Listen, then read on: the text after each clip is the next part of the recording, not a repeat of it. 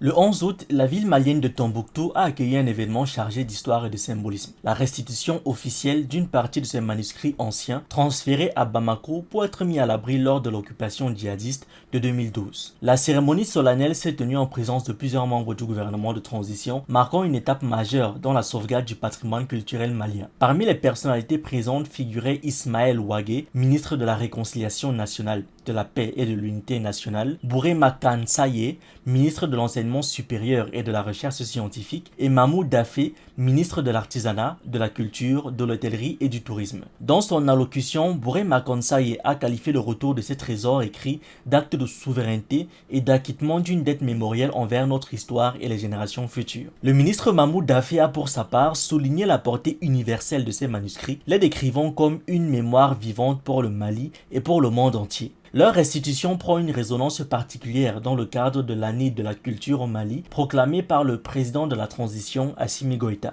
Dafy a également annoncé l'organisation d'une exposition spéciale à Tombouctou d'ici la fin de l'année 2025, afin de mettre en valeur ces documents historiques auprès du grand public et de la communauté internationale. Les manuscrits restitués comptent parmi les plus anciens trésors intellectuels du continent africain, certains datant du XIIIe siècle. Il couvre une grande diversité de disciplines, théologie islamique, jurisprudence, astronomie, médecine, mathématiques, histoire, géographie, mais aussi littérature et philosophie. Il témoigne du rôle majeur de Tombouctou comme centre intellectuel et spirituel de l'Afrique de l'Ouest, surnommé autrefois l'Athènes de l'Afrique. Lors de la prise de la ville par le groupe djihadiste Ansar Dine affilié à Al-Qaïda en 2012, plus de 4000 manuscrits furent détruits, en plus de 9 mausolées et de la porte d'une mosquée inscrite au patrimoine mondial de l'UNESCO. Cependant, grâce au courage des bibliothécaires et des habitants, environ 27 000 manuscrits ont pu être sauvés et exfiltrés vers Bamako. Cette opération de sauvetage d'envergure, réalisée parfois au péril de la vie des habitants, a mobilisé plus de 200 caisses de documents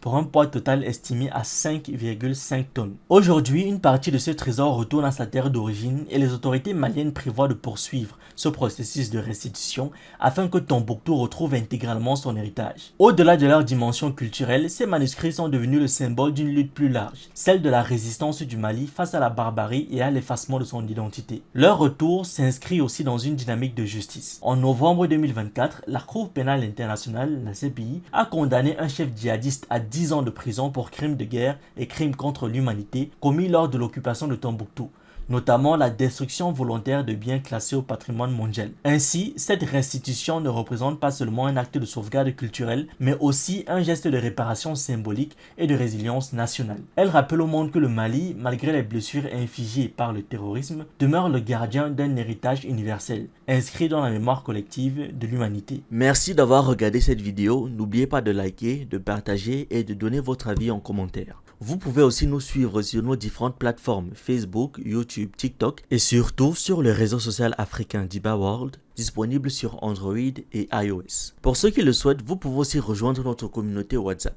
Tous les liens utiles sont dans la description.